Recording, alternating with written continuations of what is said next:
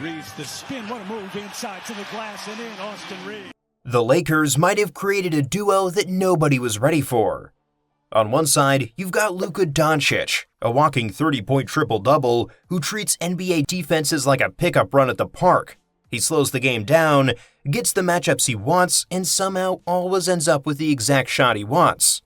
On the other side, you've got Austin Reaves, the undrafted guard who was never supposed to be here but now lives at the free throw line, hits big threes, and keeps proving on every stage that he's way more than just a third scoring option, but rather a borderline all-star this season. Individually, they're already a problem. Together, they work seamlessly off each other.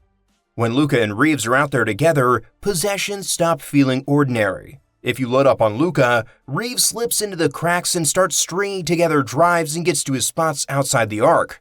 If you try to shut off Reaves' rhythm, Luka gets fed the ball and goes to work in isolation against the opposing team's best defender. In this video, we're not just going to talk about how many points they score or how efficient they are. We're going to look at how this unlikely partnership came together, why their skill sets fit so perfectly, and how, almost by accident, the Lakers may have created a duo that nobody expected, but everyone is going to have to deal with it. Breaking news tonight from the Lakers, a late-night trade that is just stunning the NBA. For this to make sense, you have to rewind a little.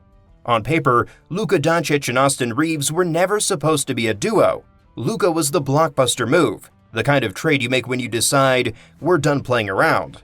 He arrives, and the entire organization quietly shifts into build around Luka or get out of the way. Reaves came from the opposite direction. Undrafted, overlooked, just another guard trying to hang on in LA. He earned his minutes the hard way, taking charges, cutting at the right time, making the extra pass, and hitting just enough big shots that coaches stopped seeing him as a placeholder and started seeing him as someone they could trust with the ball.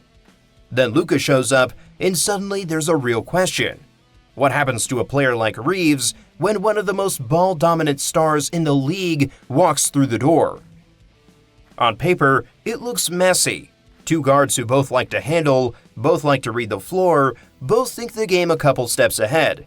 That's usually the recipe for your turn, my turn basketball and awkward body language.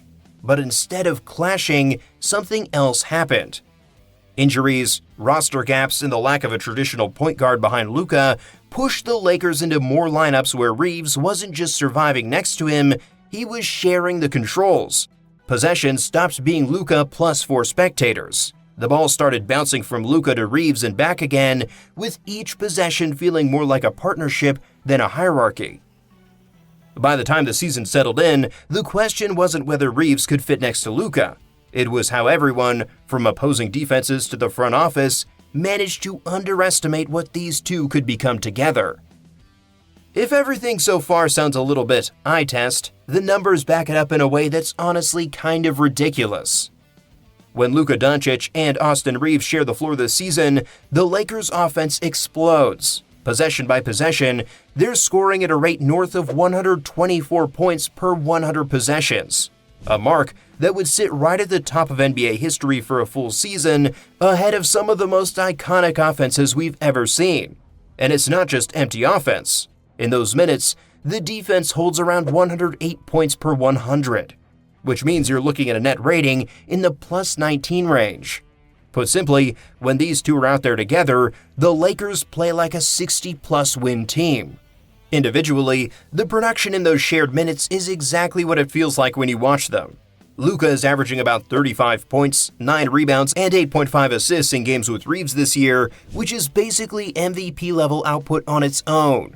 Reaves next to him is putting up around 23 points, 5.4 rebounds, and 5.3 assists, while shooting just under 50% from the field, mid-30s from 3, and 85% from the line. That's not role player next to a star production. That's a second engine. You see it on specific nights, too. In one stretch, they combined for back-to-back 30-plus point games each, and in another pair of games, they racked up 140 points together over just 2 outings, including a 67-point, 17-rebound, 15-assist demolition of New Orleans. And the scary part is, it's not just that they score a lot, it's that every possession feels like a mismatch. If you put your best defender on Luka, Reaves goes to work on your second best. If you load up on Reaves' drives and foul drawing, Luka calmly picks apart the rest of your defense like it's a walkthrough. Reaves the spin, what a move inside to the glass and in, Austin Reaves. If the numbers are the skeleton of this duo, the actual possessions are the muscle. The first thing you notice when you watch them together is how often the Lakers start simple. A high pick and roll with Luka handling and Reaves spaced in the weak side corner. At first glance, it looks like a normal star plus shooter alignment. But the moment the defense leans too hard toward Luka's step back, Reaves creeps 1 or 2 steps in, ready to either fire on the catch or attack a rush closeout. One wrong rotation, and you've just given a downhill driver a live dribble with your second best defender scrambling. Then the Lakers flip it. Reaves comes up to screen for Luka, and now you've got something most guards absolutely hate. Having to switch onto a 6'7" playmaker who is perfectly comfortable backing you down from the three-point line to the restricted area. If the big man refuses to switch and tries to show and recover, Reaves short rolls into space, catches the ball around the free throw line, and suddenly he's the one making the next decision: lob, kick, or foul baiting drive. They also love using off-ball actions to mess with help defenders. You'll see Reaves set a little ghost screen for Luka on the wing, then slip out to the three-point line. For a split second, the defense doesn't know whether to switch, hedge, or stay home, and that's all Luka needs. One defender hesitates, he threads a pass, and the possession is over before the weak side even realizes it. What ties all of this together isn't just scheme, it's trust. Luka is willing to give the ball up early because he knows Reaves will keep the advantage alive. Reaves is willing to screen, cut, and relocate because he knows the ball is coming back. That constant two-man dialogue is what turns simple actions into something that feels like a cheat code. Reaves to the basket, first points for the Lakers. If you want to understand what makes this duo so terrifying in big moments, you just have to look at one night. Lakers vs. Clippers, February 20th. The Lakers win 125-122, but the story is how they got there. Luka Doncic drops 38 points, hits 8 threes, and dishes 11 assists, basically running the entire offense from the opening tip to the final buzzer. Austin Reaves is right behind him with 29 points on 9 of 15 shooting, adding 2 steals and, maybe more importantly than any box score line, a late-game charge that JJ Redick literally called the play of the game afterward. Together, they account for 67 points and constantly force the Clippers into impossible choices on every possession. Watch the fourth quarter and you see the psychology of this duo in real time. When the Clippers try to blitz Luka above the arc, he calmly swings the ball, relocates, and ends up either getting it back for a dagger 3 or watching Reaves attack a tilted defense. When they stay home on shooters, Luka goes into mismatch hunting mode, posting up, drawing doubles, and picking out shooters. And every time the Clippers think they finally have a stop, Reaves sneaks in one more momentum play. A tough drive, a spot-up 3, or that charge on Benedict Mathurin that completely flips the energy of the game. That's the fear with these two. It's not just that Luka can drop almost 40 while orchestrating the entire offense, or that Reaves can quietly slide to 25 and 30 on elite efficiency. It's that, in a tight game against a real opponent, they both showed they're completely comfortable being the one who decides it. The Clippers game is the perfect example. 2 guards sharing the floor, sharing the ball, and sharing the responsibility for breaking another team's heart in crunch time. Over and take you out of the look. I'm with you, Corey. They know these rims really well. Another good bounce and a great slot cut then. Most people thought the Lakers' story this year would be about one duo, LeBron James and Luka Doncic. From the moment the trade went through, it felt obvious. The aging legend who defined a generation, now sharing the floor with the closest thing his era has to a statistical successor. It was supposed to be a clean narrative.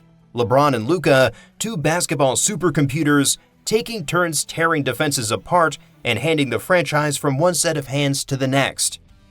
On paper, it made all the sense in the world. Both can run an offense, both see passes other players don't, both are used to having the game orbit around them. The expectation was that if those two could figure out how to share control, the Lakers would have the most unguardable wing duo in the league. But as the season settled in, the reality has been messier. The fit between LeBron and Luka has had its stretches, but it hasn't turned into that nightly automatic cheat code people were selling in the preseason. Possessions can slow down, spacing can get tight, and you can sometimes see them trying to solve the your turn, my turn problem in real time. And while everyone was busy watching that partnership, something else started happening almost in the background. Luka's best, cleanest minutes have quietly been the ones he shares with Austin Reaves. Those lineups don't feel heavy or overthought. Reaves doesn't need to dominate the ball. He just has to keep advantages alive, hit open shots, and attack the cracks Luka creates. The result is an offense that looks freer, faster, and more ruthless, even without the all-time star power of a LeBron-Luka duo. The twist is simple. The pair everyone expected to define this Lakers era was LeBron and Luka. The pair that actually has defenses losing sleep right now might be Luka and Austin Reaves. Now Luka, as he's at the baseline. In the end, what makes this so interesting isn't just that Luka Doncic found another guard he can play with. It's that the most reliable version of the Lakers offense this season hasn't been the big, obvious LeBron-Luka partnership everyone expected, but this quieter, nastier combination of Luka and Austin Reaves. One is a superstar who's used to carrying everything. The other is a former undrafted guy who's learned how to make every small advantage hurt. Together, they turn ordinary possessions into constant pressure. You see it in the way coaches game plan specifically for their minutes. You see it in how often opponents change coverages mid-game and still can't fully take the ball out of both of their hands. You see it in how natural it looks, no drama, no need for a hierarchy talk, just two players who clearly understand exactly what the other needs. So maybe the real question isn't, how good can Luka and Reaves be? It's, what happens when teams have to deal with this for 2 weeks straight in a playoff series? If you enjoyed this breakdown, tell me your thoughts on this duo in the comments, hit like so more fans see it, and subscribe for more deep dives just like this.